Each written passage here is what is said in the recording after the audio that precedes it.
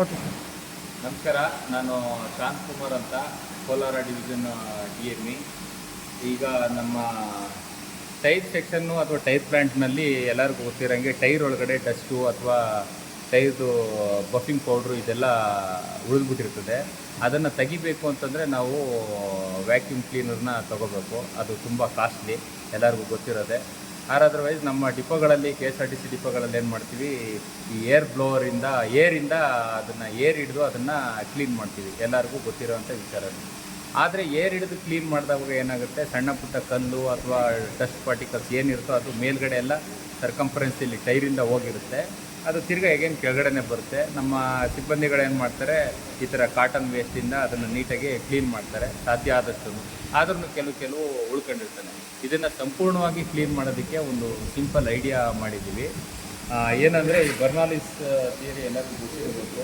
Pressure ಮತ್ತು volume varies ಆದರೆ, ಎರಡನ್ನೂ ಡಿಫ್ರೆನ್ಸ್ ಆದರೆ ಇನ್ವರ್ಸ್ಲಿ ಪ್ರೊಪೋರ್ಷನಲ್ ಅಂತಂದ ಪ್ರೆಷರ್ ಆ್ಯಂಡ್ ವಾಲ್ಯೂಮು.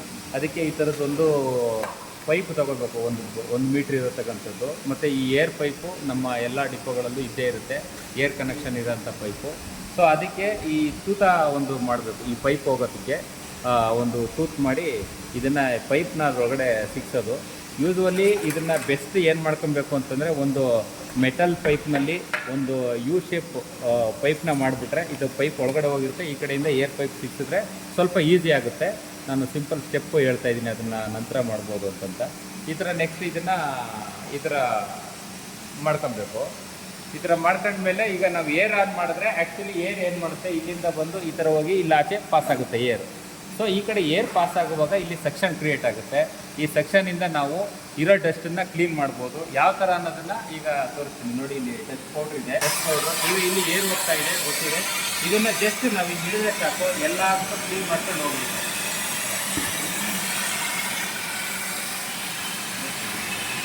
ಎಷ್ಟೇ ಡಸ್ಟ್ ಇದ್ರೂ ಕೂಡ ನಾವು ಎಷ್ಟು ಅಲ್ಲಿ ಇದನ್ನು ಜಾಸ್ತಿ ಮಾಡ್ತೀವೋ ಅಷ್ಟು ಬರ್ತಾ ಇರುತ್ತೆ.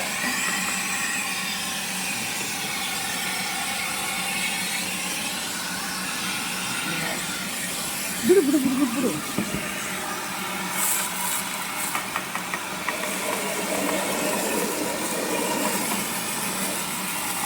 ನಾವು ಜಾಸ್ತಿ ಏರ್ ಪ್ರೆಷರ್ನ ಇಟ್ಟಷ್ಟು ಜಾಸ್ತಿ ಬರ್ತಾ ಇರುತ್ತೆ.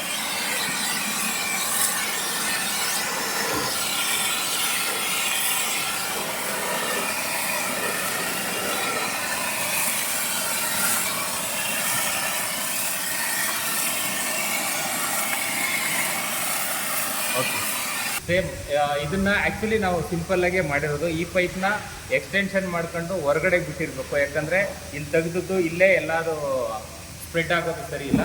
ಸೊ ಆದ್ದರಿಂದ ಈ ಪೈಪ್ನ ತುಂಬ ಎಕ್ಸ್ಟೆನ್ಷನ್ ಮಾಡ್ಕೊಂಡು ಎಲ್ಲಾದರೂ ಹೊರಗಡೆ ಬಿಟ್ಟಿರ್ಬೋದು. ಇದನ್ನು ನಾವು ವ್ಯಾಕ್ಯೂಮ್ ಕ್ಲೀನರ್ ಥರ ಬಸ್ಸಿಂದ ಕಸ ಕ್ಲೀನ್ ಮಾಡೋದಕ್ಕೂ ಯೂಸ್ ಮಾಡ್ಬೋದು. ಕಾರ್ಗಳಿಗೆ ಏನಾದರೂ ಡಸ್ಟು ಅದು ಇದು ಸಿಗಾಕೊಂಡಿದ್ರೆ ಅದನ್ನು ಕ್ಲೀನ್ ಮಾಡೋದಕ್ಕೂ ಇದನ್ನು ಯೂಸ್ ಮಾಡ್ಬೋದು. ತುಂಬ ಹೆಲ್ಪ್ಫುಲ್ ಆಗಿದೆ, ಯೂಸ್ ಮಾಡಿ.